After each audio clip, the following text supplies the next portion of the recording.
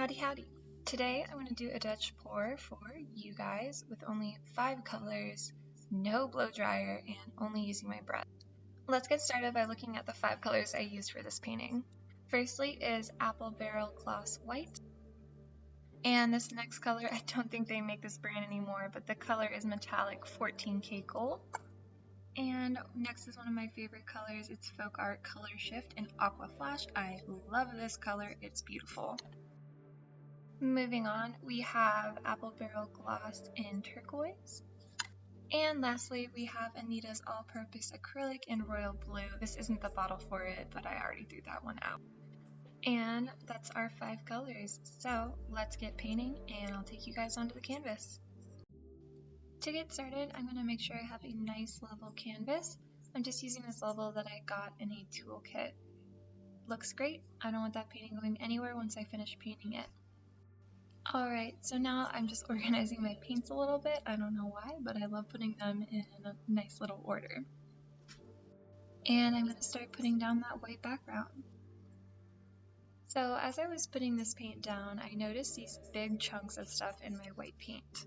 After I thought about it, I think it might have been the Flotrol that I was using. It was kind of old, but it ended up not being a big deal. I just pulled them out of the bottle as I went.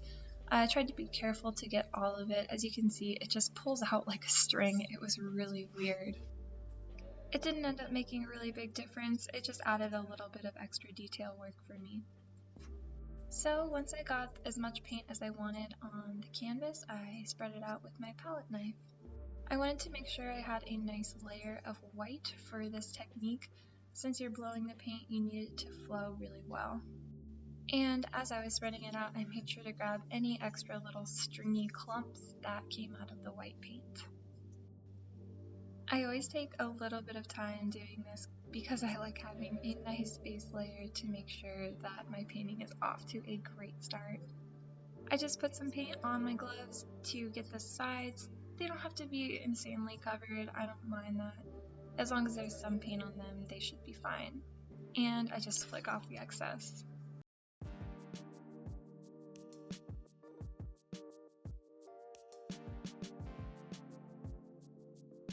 Like I said, I really like to make sure that that base coat is absolutely as perfect as I can get it.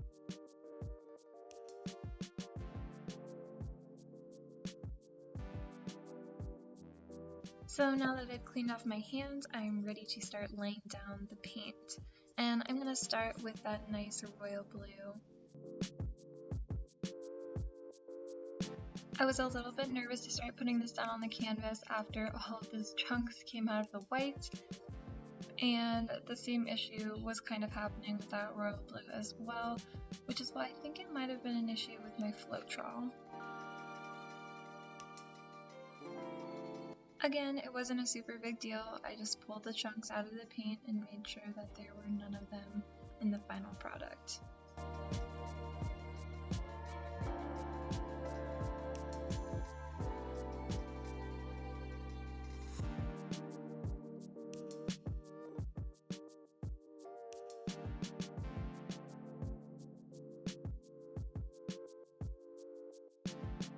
And once I got all those chunks out, I moved on to the turquoise.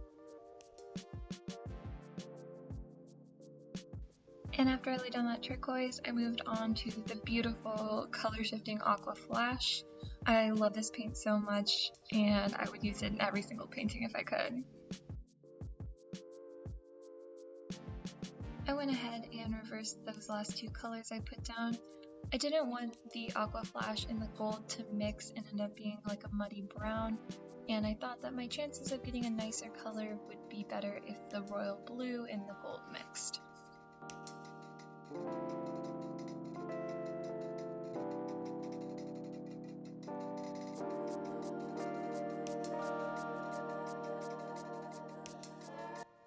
And last but not least, I'm laying down some gold for some beautiful shimmer in this piece.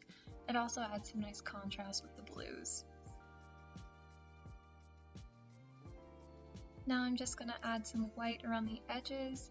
This will help this flow when I blow into it.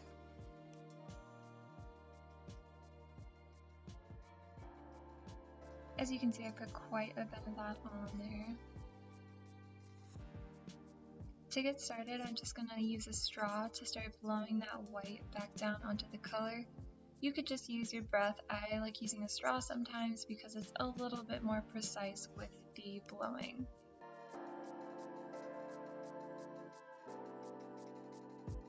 Apologies for the lovely back of my head shot. I did not mean to cover up the camera so much, but I'm doing basically the same thing that I did on the other side, just blowing that white paint back into the color. And a little whoopsies right there. I didn't want to blow out the color just yet, and I blew a little too hard into the straw, which blew out the blue. Not a huge deal, but again, you want to make sure that you are blowing out the white at this point and trying your best not to touch that color. We want it to explode onto the canvas when we blow harder into it. Now let's go down to the side to watch the most important part. I started blowing with the straw by accident, again, just a little whoopsie, and I started going in there with my breath. I'm just working my way from one side to the other, trying to move that paint up. I'm not super worried about the design right now because that's really easy to change. I just wanted to get kind of a base to start my painting from.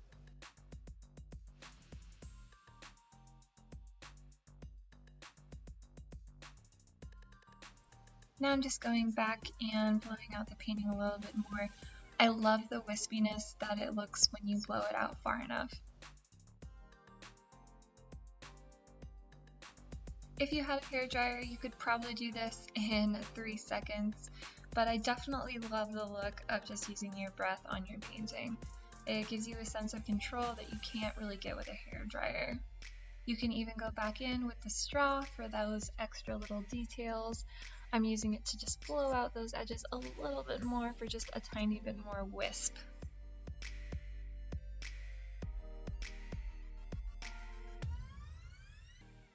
So far, I am loving how this is looking.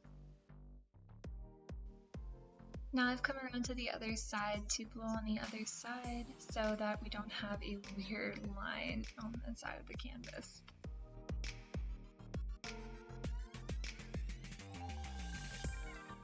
I'm not super worried about this little edge right here. The focus is going to be on the middle of the canvas and that design coming outwards.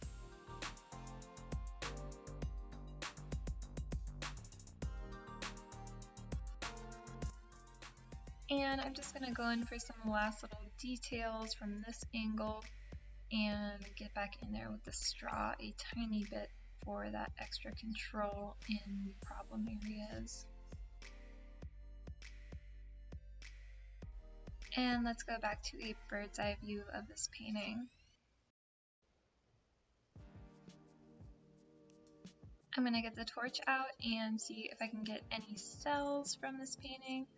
I really didn't get a lot out, but hey, that's okay. It looks beautiful as is.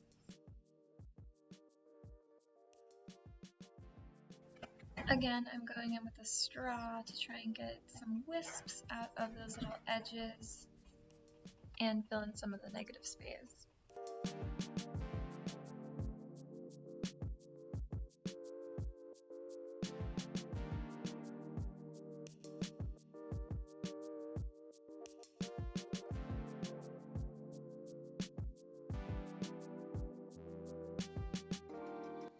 I was really trying to push those edges into little points because I thought that looked a little bit nicer than the open-ended ones.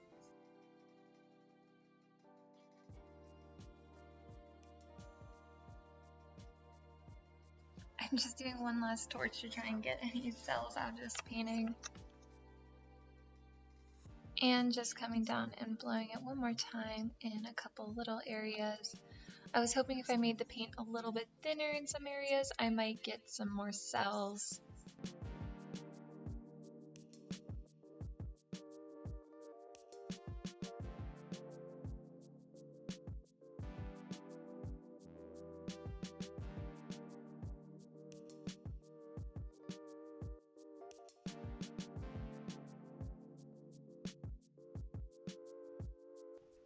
So I'm getting super picky with the details, and I realize there's one part up here at the top that I'd really like it to go a little bit further out.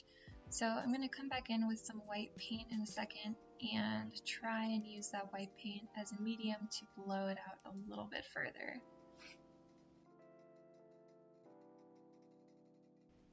And it worked. I was able to get some of those little wisps all the way to the edge of the canvas, which is exactly what I wanted.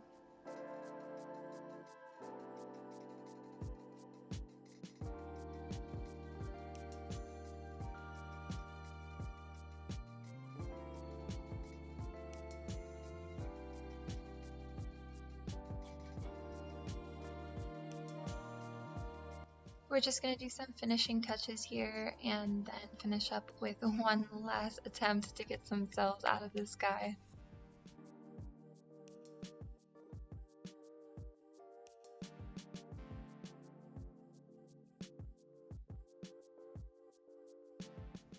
And this was a first for me. For some reason I chose to hold my torch over this one spot a little too long. Absolutely no problem though. I just put a little paint down and scraped that awful burnt paint right off the canvas like it never even happened.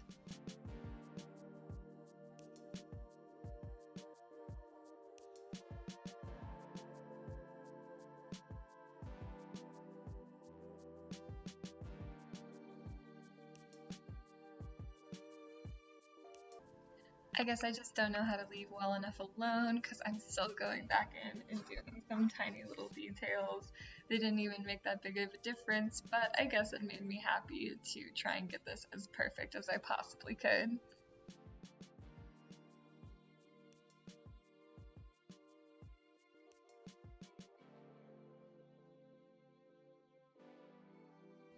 And I think we're done. It looks awesome. Let's take a closer look at all those cells that did pop up. There are some parts that I really like of this painting. I love the interaction between the gold and the white and the blue. It turned out really neat. It kind of looks like blue flames and I love it. I think it goes to show that you can make a beautiful Dutch pour even without a blow dryer.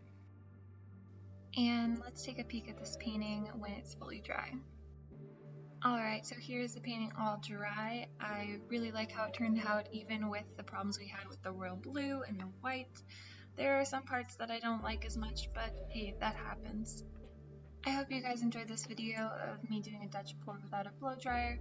I'd like to make more content in the future, so please like, comment, and subscribe. Let me know what you liked about this painting and what I can improve on in the future. Thanks again for watching, and I hope you guys all have a beautiful day.